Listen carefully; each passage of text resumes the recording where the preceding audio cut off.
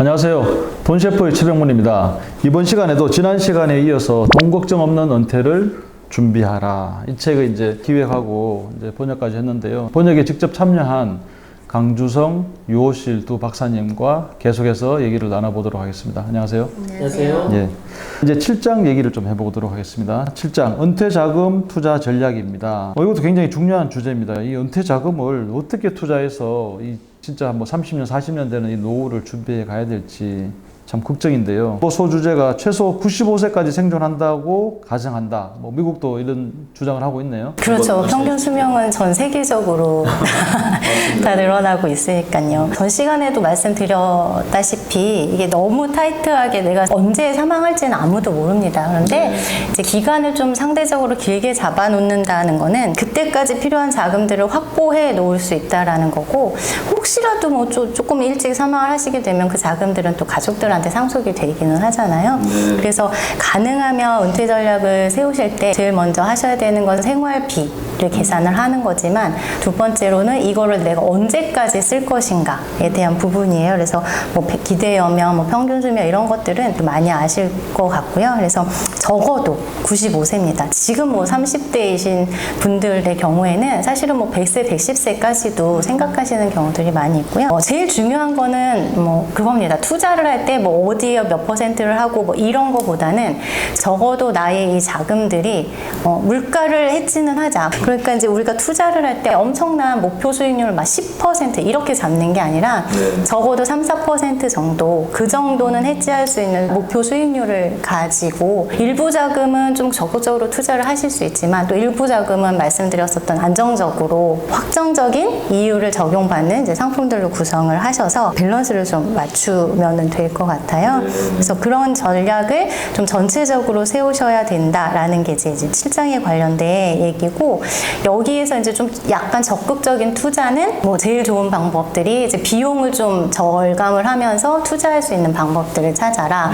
뭐 그런 게 인덱스 펀드라든지 아니면 뭐 ETF라든지 이런 부분들을 설명을 하고 있거든요. 그래서 이제 그런 부분들까지 맞물려가지고 좀 생각을 하시면 좋을 것 같습니다. 그리고 수수료가 저렴한 이제 인덱스 펀드, ETF 펀드, 다양한 포트폴리오를 구축하라 이렇게 주장을 하고 있네요. 네, 맞습니다. 물론 뭐 금융의 어떤 이해도 이런 것들이 이제 독자분들이나 또 우리 유튜브를 보시는 분들이 다 달라서 조금 이 부분만 제가 아주 간단하게 설명을 좀 드리면, 우리가 보통 이제 주식을 개별적으로 직접 하면은 제일 좋죠. 제일 좋은데 그게 이제 어렵잖아요. 쉽지 않잖아요. 그래서 전문가들이 이제 투자를 대신 이제 해줍니다. 그래서 그렇게 전문가들이 대신 해주는 투자를 간접 투자라고 하는데, 간접 투자의 대표적인 상품이 펀드이거든요. 그러니까 펀드는 뭐냐면 그냥 펀드라는 이름 안에 30개에서 70개 정도 되는 주식을 사는 거예요. 그래서 그거를 펀드 매니저가 잘 운용해서 수익을 내게 하는 상품이 이제 펀드인데요. 그러다 보니까 어떤 일이 있냐면 펀드 매니저의 역량에 따라서 수익률이 이제 천차만별이기도 하고, 또 그러다 보니까 펀드 매니저에게 들어가는 이제 인건비나 비용들이 많이 있습니다. 그래서 그렇게 되면은 이제 아무래도 수익이 좋을 땐 또 좋지만 안 좋을 땐 또 안 좋고 이러다 보니까, 그러면 좀 안전하게 뭔가 펀드 할 수 있는 방법이 뭐가 있을까요? 라고 나온 게 이제 인덱스 펀드죠. 인덱스 펀드는 지수를 추종하는 펀드입니다.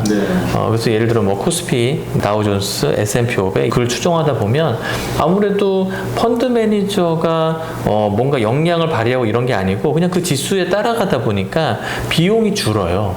그리고 평균을 유지할 수 있죠. 어떤 그 시장에 대한 평균, 아니면 지수에 대한 평균을 유지할 수 있죠. ETF는 Exchange Traded Fund라고 하는 거의 약자인데, ETF는 장점이 뭐냐면 인덱스 펀드를 따라가면서, 그리고 주식처럼 이거를 상장시켜서 거래를 하는 거죠. 그래서 ETF가 아무래도 비용도 많이 저렴하고 시장에 대한 것들을 바로바로 반영할 수 있기 때문에 굉장히 좋은 투자법으로 나와 있는데, 예전에는 그런 것들을 많이 안 하셨었죠. 그러다가 요즘에는 거의 미국도 대부분이 ETF로 운영을 합니다.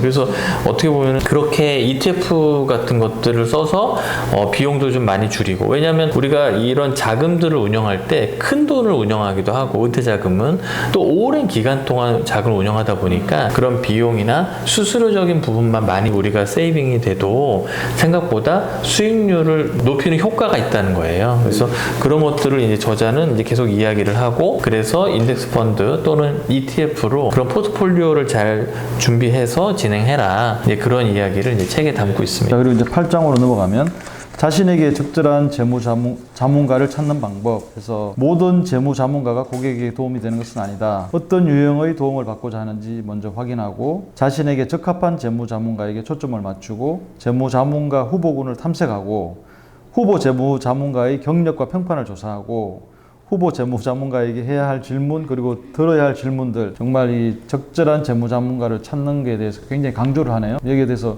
우리 두 재무 자문가님께서 또 재무 자문가, 재무 설계사이시지만 또 고객 입장에서 또 한번 해주실 말씀 있으면 해주십시오. 저는 이제 이 책을 읽으면서 제가 이제 재무 자문가이기도 해서 재무 자문가에게 해야 하는 질문, 들어야 하는 질문, 이 부분이 좀 되게 많이 와 닿았었거든요. 그래서 뭐 그런 질문들을 보면은 재무 자문가로서의 경력이 얼마나 되느냐, 그리고 내가 도움을 얻고자 하는 문제에 얼마만큼 시간을 할애해 줄 수 있느냐, 그리고 예를 들어서 그 사람이 평균적으로 이제 관리하고 있는 자산의 규모가 5억이다, 10억이다 이런데 내 자금은 뭐 5천만 원이다. 이러면 과연 나한테 그런 부분들을 할애해서 시간을 할애해 줄 수 있겠느냐, 뭐 이런 부분들의 질문까지도 있더라고요. 그래서 비용은 어떻게 지불을 해야 될 것이냐, 아니면 그 자금을 운용하는 그 계좌는 이 사람이 직접 핸들링을 하는 것이냐, 아니면 공식화되어 있는 금융기관에 맡겨서 운용을 하는 것이냐, 이렇게 되게 세부적인 질문들까지도 많이 담겨져 있어요. 근데 이제 이게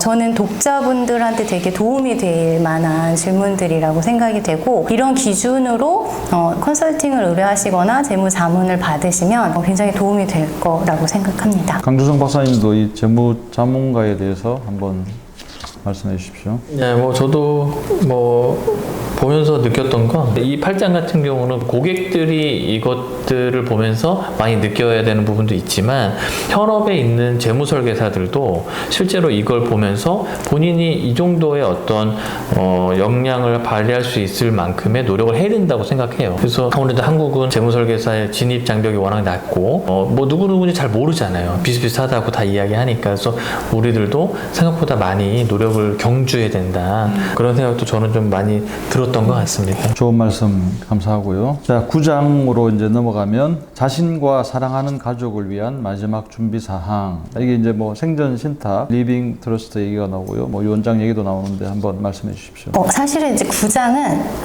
한국에 있는 우리 독자분들, 우리 고객분들에게는 조금 와닿지 않는 약간 생소한 느낌이실 것 같아요. 왜냐면 요즘에 뭐 신탁이나 이런 부분들도 좀 많이 매체에 나오기도 하고 관심들이 있기는 하시지만 실질적으로 신탁 계약을 작성하시는 분들이 많지는 않으시거든요. 근데 이제 여기에서는 이제 미국은 아무래도 이제 우리나라보다는 이제 금융이나 이런 것들이 좀 앞서다 보니까 되게 필요하다라고 이제 명시를 하고 있습니다. 그래서 대부분 우리는 유언장 정도는 많이 쓰기는 하잖아요. 근데 이제 그거는 사후에 유효할 수 있으니 그 전에라도 혹시 뭐 이제 뭐 치매라든지 알츠하이머라든지 이렇게 내가 판단을 좀 못하게 되는 경우가 생길 수 있기 때문에 그런 것들을 미리미리 이제 생전에 신탁으로 뭔가 자산을 계약을 해놓으면 그런 부분들에 대해서 좀 안전하게 지키고 본인의 의사와 맞지 않게끔 결정되지 않고 본인의 의사대로 결정할 수 있게끔 그런 장치들이다라고 보시면 좋을 것 같고요. 그리고 이제 뭐 사전연명 치료 의향서 이런 것들도 하시는 분들이 계시기는 한데 아직은 우리가 이제 죽음에 대해 이런 부분들을 얘기하기가 금기시 되어 있다 보니까 근데 이런 부분들도 사실은 좀 중요한 것 같고 재무 위임장 이거는 특히나 좀 중요한 것 같습니다. 신탁하고는 좀 다르게 내가 어떤 사고나 뭐 의사 판단을 제대로 하지 못할 경우에 나의 이런 재정적인 것들을 누구에게 이제 좀 위임을 한다라는 것들을 미리미리 준비를 해놓으시면 그래도 좀 이제 자산을 잘 지켜서 제대로 잘 이전을 해주시지 않나라는 그런 내용의 장입니다. 네, 저도 뭐 한 가지만 좀 말씀을 좀 드리면 요시 박사님 말씀 주셨지만은 예전에는 우리를 되게 위협하는 질병이 뭐 뇌출혈 뭐 이랬던 거죠. 앞으로 한국을 위협하는 질병 거기에 가장 1위가 치매 알츠하이머에 대한 확률이 매우 높다는 겁니다. 실제로 이 치매나 알츠하이머에 대한 이제 발병률이 굉장히 많이 높아지고 있다는 거예요. 대한민국도. 근데 뭐 내가 아프니까 뇌출혈도 내가 아픈 거고. 근데 이 알츠하이머 치매는 뭐냐면 나는 내가 아픈 걸 몰라요. 네. 가족들이 이제 힘든 거죠. 그러다 보니까 지금 이 9장에 나오는 이 이야기들이 아직 우리하고는 좀 먼 얘기이긴 하지만 생각보다 굉장히 가까이 있는 얘기일 수도 있는 거죠. 네. 왜냐하면 그때는 내가 알츠하이머 치매 걸렸는데 뭐 기억을 못 하니까. 그래서 만약에 이제 이 9장 같은 경우도 물론 사회적으로 동의나 이런 것들이 필요할 수 있지만 점점 더 많이 알려야 되고 이런 것들이 있다, 이런 것들을 해야 된다라는 어떻게 보면 캠페인은 아니겠지만 그런 운동들도 좀 많이 해야 사람들이 인지를 하게 되거든요. 그래서 왜냐면 이 나중에 결국 자산이 있는 거는 다 어르신들 60대 이상의 자산이 굉장히 많은데 그 자산이 잘 배분되고 분배되는 것도 굉장히 중요합니다. 그래서 그런 것들이 이제 앞으로는 좀 많이 중요한 부분이 아닌가 이제 그런 얘기를 좀 말씀드리고 싶어요.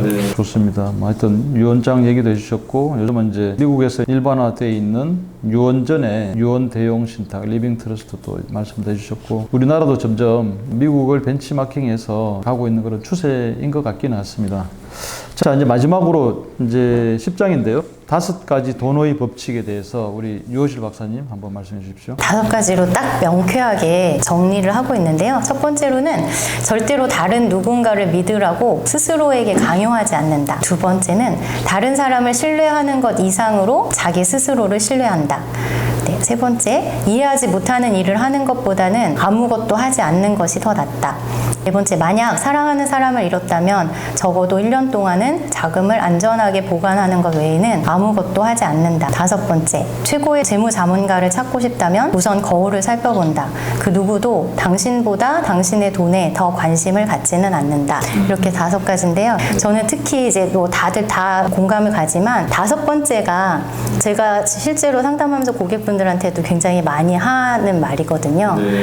제가 이렇게 컨설팅을 해드리고 포트폴리오를 짜드릴 수는 있으나 이 돈은 제 돈이 아니기 때문에 제가 관심을 갖고 있지는 않다. 이거를 관심을 가져야 되는 분은 바로 당신이시다. 그래서 누구보다 당신 스스로가 당신의 돈에 관심을 많이 가져야 된다라고 말씀을 많이 드리거든요. 그래서 이 5가지 이제 돈의 법칙이라고 해서 도움이 좀 되실 것 같습니다. 이제 수조우먼이 이 책을 이제 마무리하면서 이런 내용이 나오네요. 나의 전사들이여, 당신에게 내가 바라는 바는 믿음과 성실함, 용기가 있다면 모든 것이 가능하다는 사실을 결코 잊지 않는 것이다. 그리고 두려움이 아닌 기쁨으로 살아갈 수 있기를 바란다. 나의 모든 사랑과 존경을 담아 나의 이야기를 마친다. 이런 이제 마무리를 하셨는데 정말 우리가 이제 현장에서 이제 고객들을 만나서 이렇게 재무 컨설팅, 재무 자문가로 이렇게 활동을 하고 계시는 우리 두 박사님 좋은 책을 또 함께 이렇게 번역해 주셔서 감사드리고요. 앞으로도 또 더 좋은 기획을 많이 좀 부탁드리겠습니다. 수고해 주신 우리 웰스 매니지먼트학 두 박사님, 강주성, 유호실 박사님 감사합니다.